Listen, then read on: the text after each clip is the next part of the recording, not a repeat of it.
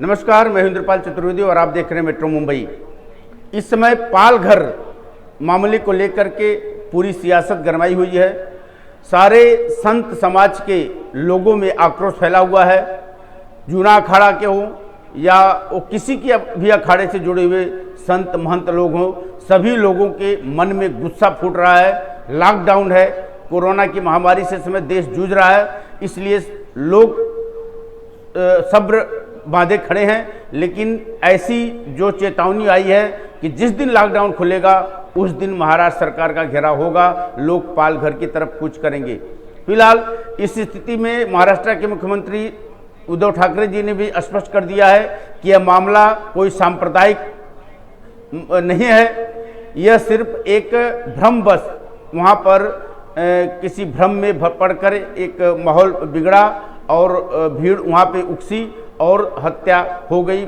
लेकिन इस जघन्य हत्या के पीछे जिस तरीके से जांच चल रही है, जो पूरा मामला है, उस पूरे मामले पर हमारे जो कांदिवली के भाजपा विधायक हैं अतुल भातखलकर, जिनके क्षेत्र के रहने वाले सुशील गिरी जी महाराज जो हनुमान मंदिर कांदिवलीपुर में है, वहाँ पर वो संत हैं, और जो कल्प वृक्ष महाराज जी थे वो जोगेश्वरी के रहने वाले हैं, वहाँ पे मंदिर में थे। और ये दोनों लोगों को वहाँ पर ले जाने वाले जो ड्राइवर थे, उनको ड्राइवर किया था, ड्राइवर जो दामोनगर, वो भी अतुल भातखलकर के ही क्षेत्र से में रहने वाला है, जो दामोनगर में उनका उसकी बीवी और 2 बच्चे हैं। उनके परिवार की बड़ी ही करुणाजनक स्थिति है।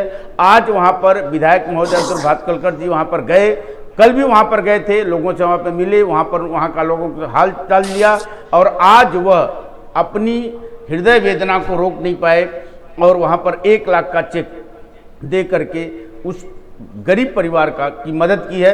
एक जो छोटी राशि जरूर, छोटा मदद जरूर है, 1 लाख की चेक पूरा परिवार का जीवन का पूरा दोनों बच्चों की जिंदगी है। लेकिन फिलहाल अतुल जी, सबसे पहले मैं आपको मेट्रो मुंबई में स्वागत करता हूं, और एक बात ये बताइए कि पहले पूरी घटना पे हम जानना चाहेंगे। आपने बहुत बड़ा वहां पर एक सराहनीय काम किया है कि जो ड्राइवर परिवार, जिसका परिवार इस समय बहुत ही दुखद स्थिति में है, करुणाजनक स्थिति में है, उनकी 2 बच्चियां हैं, आपने वहां पर 1 लाख का चेक दिया है। वहां पे पूरी परिवार की स्थिति देखने के बाद आपको क्या लगी साहब?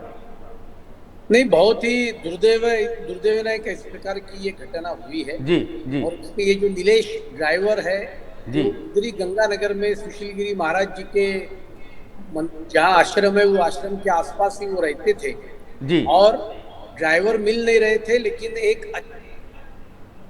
चूंकि नाकाबंदी थी, हर जगह लॉकडाउन था, इसलिए लोग मिल नहीं पा रहे थे, इन्होंने इनको किया था। जी। उन्होंने ये पुण्य का काम था, इसके लिए उन्होंने जाने के लिए वहाँ किया था जी। और बहुत ही ये जघन्य इस प्रकार की हत्या हुई है जी। नीलेश को 5 बरस और 7 बरस की 2 छोटी बेटियां भी है जी। और उनके घर में वही अकेला आदमी था जो पालन पोषण करता था जी। और इसके लिए घर में माँ है जी, उसकी पत्नी, 2 बेटियां जी। और इसके लिए आज मैंने वहां जाकर उनके पत्नी के हाथ में 1 लाख रुपए का एक धनराशि का चेक मैंने सुपुर्द किया। जी, जी। और मैंने उनको ये भी आश्वस्त किया है कि एक स्थानीय जनप्रतिनिधि के नाते आने वाले दिन में मैं और भी मदद करूंगा। जी। और ट्विटर, फेसबुक के माध्यम से मैंने मतार संघ के लोगों को भी इसके लिए आह्वान किया है, महाराष्ट्र के लोगों के लिए आह्वान किया है जी, तो ज्यादा से ज्यादा धनराशि दे। जी। लेकिन कितनी भी धनराशि इकट्ठा हुई तो नीलेश तो वापस आने वाला नहीं है। जी बिल्कुल। और इसमें बिल्कुल सही। जी। राज्य के मुख्यमंत्री जी के पास खत कर 2 मांगे की है कि ये दोनों बेटियों के संज्ञान होने तक के पूरी शिक्षा का खर्चा राज्य सरकार ने उठाने की मांग मैंने की है। जी। ये पहली मांग मैंने की है। साथ साथ में ये पूरी घटना की तुरंत जांच करके जी, इसमें जो भी दोषी है उनको फांसी की सजा मिलनी चाहिए।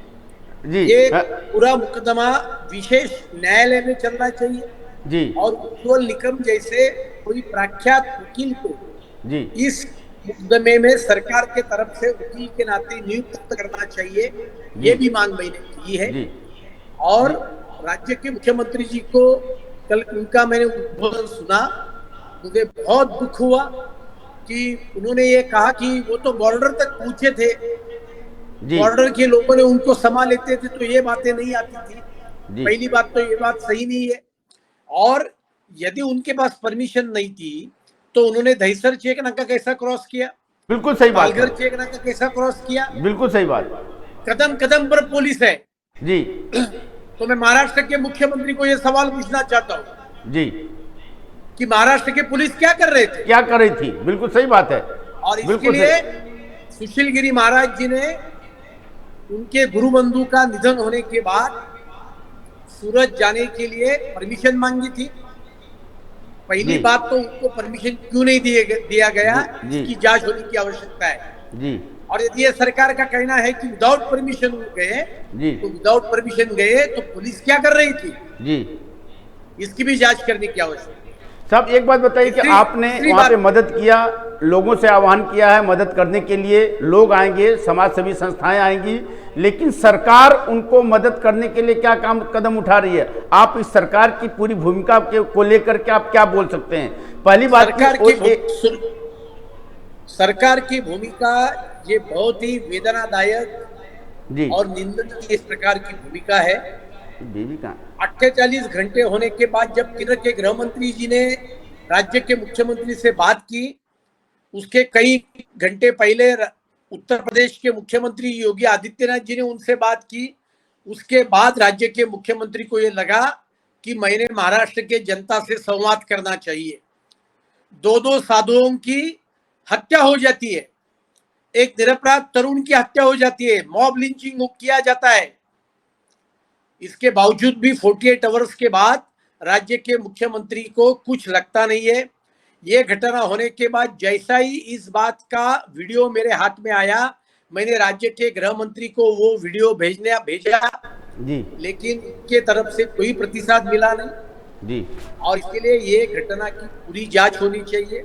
और मुझे इस बात का दुख है जी कि राज्य के मुख्यमंत्री जांच पूरी होने के पहले तो छोड़ो, जांच को शुरुआत करने के पहले ये बोल देते हैं कि इसमें कोई कम्युनल एंगल नहीं है। जी ये राज्य के मुख्यमंत्री को कैसा मालूम पड़ा सर आप कि किन्होंने हत्या की? बिल्कुल सही बात। और इसके लिए मेरा ये स्टेट और स्पष्ट आरोप है राज्य के मुख्यमंत्री के ऊपर, जांच के निष्कर्ष के ऊपर प्रभाव डालने का एक घिनौना प्रयास जी और उसके माध्यम से राजनीति करने का, सो कॉल्ड सेक्युलर राजनीति करने का प्रयास राज्य के मुख्यमंत्री और राज्य के गृह मंत्री न करे, ये भी मैं मांग आपके माध्यम से उनके तरफ कर रहा हूं। साहब एक बात बताइए कि आपने बताया कि मुख्यमंत्री महोदय ने बिना जांच के कैसे बोल दिया कि यह सांप्रदायिक वहाँ मामला नहीं है। आपने बताया, क्या आप इसके ऊपर कुछ बोलना चाहेंगे? क्या सांप्रदायिक मामला इससे जुड़ता है या इसके पीछे कोई साजिश है? क्योंकि उसके 2 दिन पहले वहां पर डॉक्टरों की टीम पर भी हमला हुआ था, जिनके साथ में वहां के पुलिस अधिकारी भी थे, और इस मामले को लेकर के भी वहां पर गंभीरता नहीं बरती गई। और उसके 2 दिन के बाद वहां पर पुलिस के रहते हुए, पुलिस जवान के रहते हुए लोगों की हत्या हो जाती है। यह कितना शर्मनाक है और लोग अपने को कब सुरक्षित महसूस करेंगे? आखिर जब पुलिस के सामने किसी को पीट कर इतनी बुरी तरह मार दिया जाता है, तो इसमें पुलिस की पूरी भूमिका को हम गलत बनाएंगे या पुलिस किसी दबाव में थी या इसके पीछे कोई साजिश है? और आप जैसे बोल रहे हैं कि बिना जांच के मुख्यमंत्री महोदय ने कैसे बोल दिया कि यह कोई सांप्रदायिक मामला नहीं है। दोनों बातों पर, हम सभी बातों पर थोड़ा आपका स्पष्टीकरण चाहेंगे। नहीं, मुझे लगता है कि जांच के पहले वो सांप्रदायिक है या नहीं है जी, ये कुछ भी कहना गलत होगा। और इसके लिए मैंने मांग यही की है कि जांच जल्द से जल्द पूरी हो जाए, निष्पक्ष जांच होने की आवश्यकता है जी। मुख्यमंत्री ये कैसे कह सकते हैं कि इसमें कोई भी कम्युनल एंगल नहीं है जी। और मुख्यमंत्री उसके आगे भी जाके बोलते कि हमारा सोशल मीडिया के ऊपर ध्यान है जी। एक तरफ राज्य का गृह मंत्री नक्सलियों के पक्ष में बात करने की बात करता है जी। जो नक्सलीय अर्बन नक्सलाइट को पुणे पुलिस ने सुप्रीम कोर्ट के निगरानी में उनको अरेस्ट करवाया, उनके ऊपर चार्जशीट दाखिल की, जिन लोगों ने देश के प्रधानमंत्री की हत्या की साजिश रखी, ये चार्जशीट में कहा गया है वो निर्दोष है। इस प्रकार की बात राज्य के गृह मंत्री करते हैं और इसके लिए राज्य के गृह मंत्री और राज्य की कानून सुव्यवस्था ये पूरी तरह से चरमराई गई है। और इसके लिए मैं ये भी मांग करना चाहता हूं कि ये जो निष्पक्ष जांच होनी चाहिए, वो निष्पक्ष जांच करते समय राज्य के गृह मंत्री को 100% बाजू में रखने की आवश्यकता है। नहीं तो जैसे पुणे के एल्गार परिषद के मामले में राज्य के गृह मंत्री ने पुलिस अधिकारियों को बुलाकर उनके ये पूछा कि इसमें प्रूफ क्या है जो कानून के खिलाफ है, इसी प्रकार की बात इसमें भी हो सकती है। और इसके लिए राज्य के गृह मंत्री अनिल देशमुख जी को पूरी तरह से बाजू में रखकर ये जांच करने की आवश्यकता। गृह मंत्री अनिल देशमुख ने बयान में अपने ये कहा कि पुलिस ने वहां पर फायरिंग की हवा में, लेकिन ऐसा कोई उल्लेख वहां पर किसी तरीके से पहले नहीं आ रहा था। लेकिन गृह मंत्री बोल रहे हैं कि वहां भी फायरिंग किया गया, फिर फायरिंग होने के बाद भी पुलिस ने उनको मार डाला। जब से राज्य के गृह मंत्री अनिल देशमुख जी बने हैं जी, तो उनके ऐसे हवे में बातें महाराष्ट्र ने बहुत सुनी है जी। मैंने एल्गार परिषद की बात की जी, क्या निकला एल्गार परिषद में? बिल्कुल बिल्कुल बिल्कुल। उन्होंने कोई वो जांच नहीं कर सके। उन्होंने कहा मैं जांच कमेटी बिठाऊंगा जी, वो बिठा नहीं सके जी।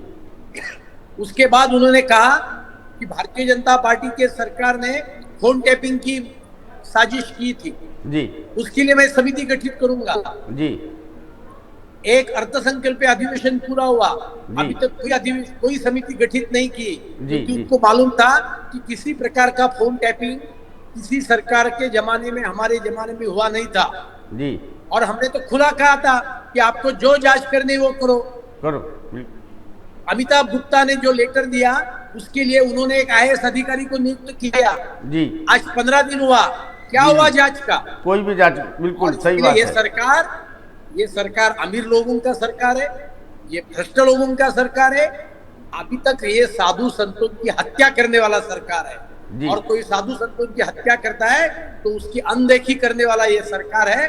और इसके लिए अनिल देशमुख जी को तत्काल उनके पद से बाहर निकालना चाहिए और ये प्रकरण की पूरी जांच निष्पक्ष पद्धति से करने की मांग मैं आपके माध्यम से राज्य के मुख्यमंत्री के पास है। जी जी, एक चलते चलते एक सवाल हम पूछेंगे। चलिए, आपने बहुत अच्छी बात बताई, एक बहुत बड़े मुद्दे की बात भी की। एक बात बताइए साहब, कोविड-19 कोरोना को लेकर के जिस तरीके से महाराष्ट्र इस समय सबसे ऊपर है, लगभग 4000 मामले हो चुके हैं। मुंबई में 2000-3000 का आंकड़ा पहुंचने वाला है, 2600 के ऊपर हैं।